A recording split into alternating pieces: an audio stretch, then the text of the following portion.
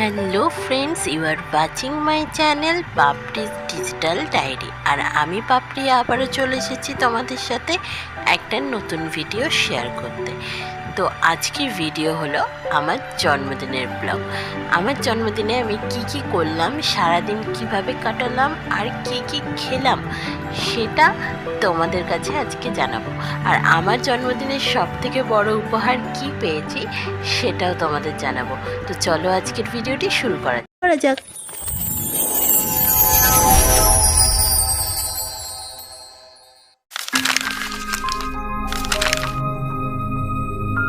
জন্মদিনের সকালে খাওয়াটা শুরু করলাম রুটি আর আলুর দম দিয়ে।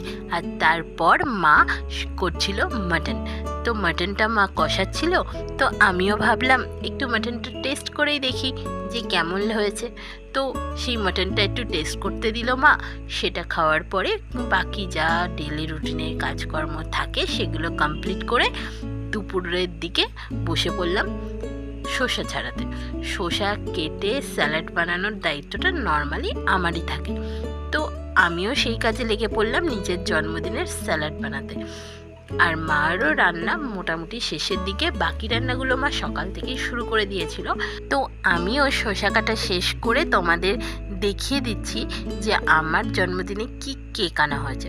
হ্যাঁ, এই টেস্টিয়ান বাইট থেকে আমি একটা পেস্ট্রি নিয়ে এসেছিলাম। আসলে কেক আনার কথা হয়েছিল, কিন্তু অত বড় কেক খাওয়ার লোকও তো দরকার, সেরকমভাবে তো কেউ ইনভাইটেড নয়। তার জন্য ভাবলাম থাক, কেক এনে দরকার নেই, পেস্ট্রি নিয়ে আসি। তো এই বাটারস্কচ ফ্লেভারটা আমার খুব ভালো লাগে, তাই জন্য ওইটাই নিয়ে এসেছিলাম। কেকটা দেখতেও কিন্তু বেশ সুন্দর। তো এখন এটা রেখে দিলাম। আর এই মিষ্টি নিয়ে এসেছিলো মা, রসগোল্লা, এই পরিবেশনে দেওয়ার জন্য আর কি। তারপর তো ততক্ষণের মধ্যে মায়ের মাটনও রেডি।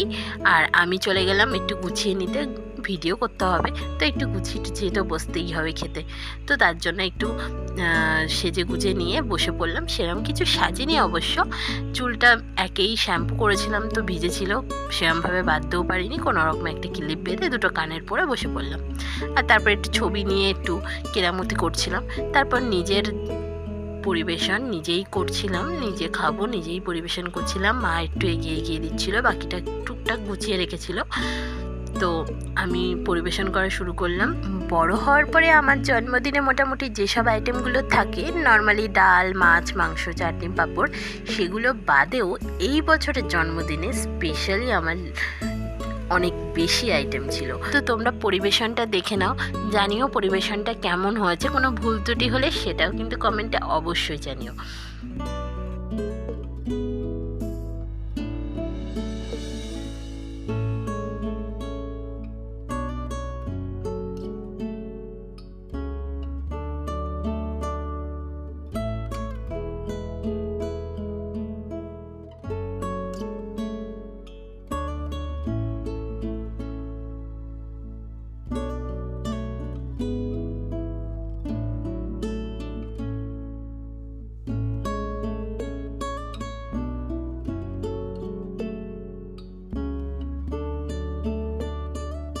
সব গোছানো কমপ্লিট, এবার আমি বসলাম খেতে।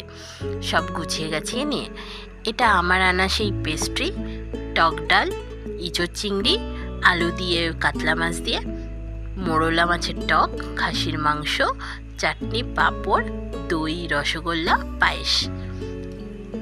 আর এরপরে আমি একটা স্প্রাইটও নিয়েছিলাম, সেটা ফার্স্ট হাফে আসেনি, সেকেন্ড হাফে হঠাৎ খেতে বসে মনে পড়লো যে আমি স্প্রাইটটা তো নিইনি। তো আবার পরে গ্লাসে করে এই স্প্রাইটটা নিলাম। তারপরে মা একটুখানি আমায় পায়েস খাইয়ে দিচ্ছিল আর একটু কেকও খাইয়ে দিচ্ছিল। বললো এই দুটোই মেন, তো এই দুটোই আমি খাইয়ে দিই। তাই 1 চামচ পায়েস আর একটুখানি কেক একটু খাইয়ে দিল। ব্যাস ওইটুকুই খেয়েছি। তারপরে আমি আর পায়েস আর কেক তখন আর ছুঁয়েও দেখতে পারিনি, কারণ বাকি যে আইটেমগুলো ছিল সেইগুলো খেতে হতো, আর সেগুলো খেয়েই আমি জাস্ট ওভারলোড হয়ে গেছিলাম। তো তার জন্য আর খেতে পারিনি। এই আমি টক ডাল নিয়ে ভাত মেখে নিয়ে খাচ্ছিলাম। তোমাদের অনেকেরই হয়তো প্রশ্ন থাকতে পারে যে আমি টক ডাল কেন নিয়েছি। ন্যাচারালি কোনো শুভ অনুষ্ঠানে টক ডাল ইউজ করে না, মাছের মাথা দিয়ে ডাল বা সবজি ডাল এই টাইপেরই কিছু দেয়। কিন্তু আমার এখানে টক ডাল নিয়েছি কারণ আমি টক ডালটা খেতে ভালোবাসি। আর প্রথমত এটা, দ্বিতীয়ত ওই মুগের ডাল খেতে ইচ্ছা করছিলও না, তাই জন্য ভাবলাম টক ডালটাই খাই। এমনিও গরমের সময় টক ডালটাই ভালো। সেরকম খুব একটা রিচুয়াল মেনে কোনো কিছুই হয়নি, ভালো লাগে তাই দেওয়া হয়েছে, এটাই যা। তো তারপরে আমি সব খাবারগুলো 5 রকম ভাজাও দিয়েছিল, তো সেইগুলো খেয়ে নিলাম। পটল ভাজা, আলু ভাজা, কুমড়ো ভাজা, গাজর ভাজা, অনেক রকম ভাজা দেওয়া হয়েছিল, বরবটি ভাজা, 5 রকম ভাজা দিয়ে ডাল দিয়ে আমি খেয়ে নিয়েছিলাম। আর সাথে 2টো লাভ পাঁপড়ও দিয়েছিল, যেটা আমার খুব ফেভারিট। তো সেগুলো দিয়ে সব খেয়েছিলাম। কোনোটাই পুরোটা খেতে পারিনি, মানে সবই অল্প অল্প করে খেতে হয়েছে। তোমরা দেখতে পারবে, আমি লাস্টে তোমাদের দেখাবো যে আমার খাওয়ার পরে কি কি অবশিষ্ট আছে। সবই হাফ বাটি করে তো রয়েই গেছে। আর এই যে হচ্ছে মাছের মাথা আমি খাই না, তবু এই একটু মুখে ছোঁয়ালাম আর কি, একটুখানি কামড় দিয়ে জাস্ট মুখে ছোঁয়ালাম। ন্যাচারালি আমি মাছের মাথা খাই না, খেতে পছন্দও অতটা করি না। এটা মায়ের জন্যই রেখে দেবো। আর মাছ দিয়েছিল, মাছটা আমি অর্ধেক নিয়েছিলাম আর অর্ধেক আবার মায়ের জন্য রেখে দিয়েছিলাম। আর বাকি সব কিছুই অর্ধেক অর্ধেক করে নেওয়া হয়েছে, অল্প অল্প করে। আর বাকি অর্ধেকগুলো মায়ের, মানে বলতে পারো প্রসাদের মতোই। আমি প্রসাদ করে রেখেছি আর পরে মা সেগুলো খেয়েছে। তো যেটুকু ভাত নিয়েছিলাম ওইটুকু ছাড়া বাকি সবটাই অর্ধেক অর্ধেক করেই খাওয়া পড়েছে, একটু একটু জাস্ট ছুঁয়ে গেছি আমি।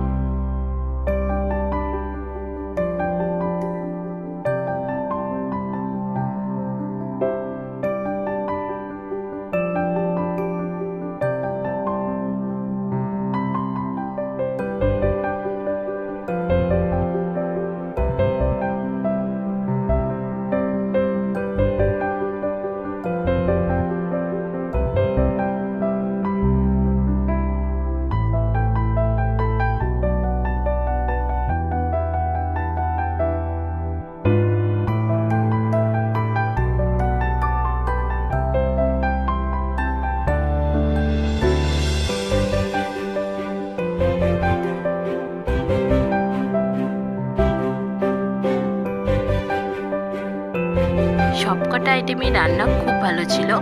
এই আমি চাটনিটা যেটা খাচ্ছিলাম, এই যে মা আমায় জিজ্ঞাসা করছিল, যে আমি মাথা নাড়াচ্ছিলাম, মা জিজ্ঞাসা করছিল আমের চাটনিটা কেমন হয়েছে। চাটনিটাও আমেরই করেছিল, যেহেতু আমি আমের চাটনিটাই ভালোবাসি। তো আমের চাটনিটাও বেশ দারুণ হয়েছিল। দই মিষ্টিটাও ভালোই ছিল। ন্যাচারালি সেরকমভাবে খাওয়া পড়ে না, বাট ছুতে হয়, তাই সেগুলোও হাফ হাফ করে খেয়ে গেছি। আর সব থেকে কষ্ট ছিল এগুলো খেয়ে আমার বেরোতে হতো, আর সেটাই আমার সব থেকে কষ্টের জিনিস ছিল। এইগুলো খেয়ে ওভারলোড হয়ে আমাকে আবার সঙ্গে সঙ্গেই পড়াতে বেরোতে হয়েছে, 1 মিনিটও বসতে পারিনি। ওইটাই আমার প্রচণ্ড কষ্ট হয়েছে। তো আমার খাওয়া শেষ, লাস্টে স্প্রাইটটাও অর্ধেকই রেখে দিয়েছিলাম মায়ের জন্য। তো বাকি সব খাওয়া শেষ। আর এই দেখো, প্রত্যেকটা বাটিতে তোমরা দেখতে পাবে সব কটা জিনিস রয়েছে, সব একটা বাটিও আমি করিনি। আর পায়েস আর কেকে তো হাতই দিইনি, যেটুকু মা মুখে ছুঁয়ে দিয়েছিল ব্যাস সেটুকুই। তারপর একটু পাউডার দিয়ে আমি গুছিয়ে নিয়েছিলাম, কারণ আমার বেরোতে হবে পড়াতে। তো লুজ পাউডারটাই আমি জাস্ট অ্যাপ্লাই করেছিলাম, কারণ আমার মুখটা একটু অয়েলি, তো বাইরে গেলে ঘামটা প্রচুর হয়। তো লুজ পাউডারটা দিলে অনেকটা ঘামটা কম হয়। তো সেটা গুছিয়ে গাছিয়ে নিয়ে ড্রেসটা আবার চেঞ্জ করে নিলাম। চেঞ্জ করে নিয়ে আমি বেরিয়ে গেছিলাম পড়াতে।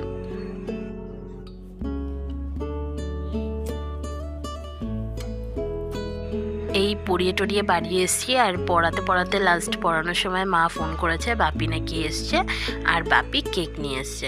আগের দিন কথা হয়েছিল কেক নিয়ে, আমি বারণ করেছিলাম কেক আনতে। কি মনে হয়েছে জানি না, নিজের থেকেই নিয়ে এসছে, সম্পূর্ণ নিজে আগে বাড়ি এসছে এবং সম্পূর্ণ নিজে কেকটা নিয়ে এসছে। আর সত্যি বলতে এইটা আমার এবছরের জন্মদিনের সেরা উপহার, কারণ যারা আমাকে পার্সোনালি চেনে এবং আমার বাবাকে চেনে, তো তারা সবাই জানে আমার বাপির এই সব কিছু আসে না। মানে নিজে থেকে যেচে কিছু নিয়ে আসা বা মেয়ের জন্মদিন বিশেষে আগে আসা, কেক নিয়ে আসা, মানে বললে নিয়ে আসা অবশ্যই, বাট নিজে থেকে নিজের চারে নিয়ে আসা, এই সব জিনিসগুলো আমি এক্সপেক্ট করি না, কারণ প্রথম থেকে এগুলো আমার বাপির মধ্যে ছিল না। তো তার জন্য আর মেয়েলি ব্যাপারগুলো তো একদমই বোঝে না, মেয়েলি কিছু জিনিসপত্র কেনা টেনা সেসবগুলো তো বোঝেই না। তো আমার কাছে এটা খুব একটা বড় গিফট ছিল এই বছরের জন্মদিনে, যে নিজের ইচ্ছা এনেছে। আর আমি তো বাড়ি এসে বাপির পুরো কাছে পড়ে গেছি যে তুমি এটা কি করে করলে, তোমার সম্ভব হলো কি করে, আমরা বারণ করেছিলাম কেক আনতে, তা সত্ত্বেও তুমি নিয়ে এসছো, এটা কি করে করলে তুমি। তো যাই হোক নিয়ে এসেছিলো, কিন্তু দুঃখের বিষয় এটাই যে কেকটা যেহেতু শিয়ালদা থেকে নিয়ে এসেছিলো, ট্রেনে এনেছে, তো অনেক দিকে লেগে গেছে, ক্রিমগুলো একটু নষ্ট হয়ে গেছে। তো আমি সেটাই কাটলাম, নিজেই কাটছিলাম, নিজেই ভিডিও করছিলাম, নিজেই খাওয়াচ্ছিলাম, তো নিজে কেটে নিজেই সব কিছু করলাম। আর মারা কাজ করছিল, তো হাতে নোংরা ছিল, তার জন্য আমি ছুরিটা দিয়েছিলাম খাওয়ানোর জন্য, যে ছুরিটা করেই খাওয়াও, কিন্তু ছুরিটা থেকে খুলে পড়ে যাচ্ছিলো, তার জন্য আমি আবার নিজেই নিয়ে নিলাম যে থাক, তোমাকে আর খেতে খাওয়াতে হবে না, আমি নিজেই খেয়ে নিই, কারণ ছুরিতে ওটা আটকাচ্ছিল না। তো এমনি কেকটা ভালোই ছিল, চকলেট ফ্লেভার খেতে। দুঃখের বিষয় শুধু ওটাই যে কেকটা একটু ক্রিমটা নষ্ট হয়ে গেছিলো। ঠিক আছে, কোনো সমস্যা নেই, ক্রিম তো আমরা খেয়েই নেবো। তো তারপরে আমি পিস করতে বসিয়েছিলাম।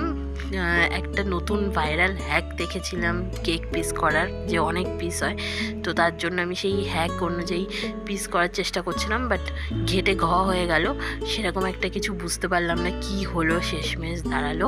তো তারপর আমি ছেড়ে দিলাম, থাকে মাই করবে। তো আমি সেই অবস্থায় কেকটাকে রেখে দিলাম। তারপর রাত্রিবেলা ছিল রুটি আর মাটন, তো সেটা খেয়েই জন্মদিনের দিনটা শেষ করলাম। ভিডিওটি ভালো লাগলে লাইক ও বেশি করে শেয়ার করে দিও। ভিডিওর কোন পার্টটি তোমাদের সব থেকে বেশি ভালো লেগেছে তা অবশ্যই কমেন্টে জানিও। এই ধরনের ভিডিও যদি তোমরা আরও দেখতে চাও, তাহলে চ্যানেলটিকে সাবস্ক্রাইব করে পাশের বেল বাটনটি অল করে দিও, যাতে পরবর্তী ভিডিওর নোটিফিকেশন সবার আগে তোমাদের কাছে পৌঁছে যায়। আজকের মতো টাটা।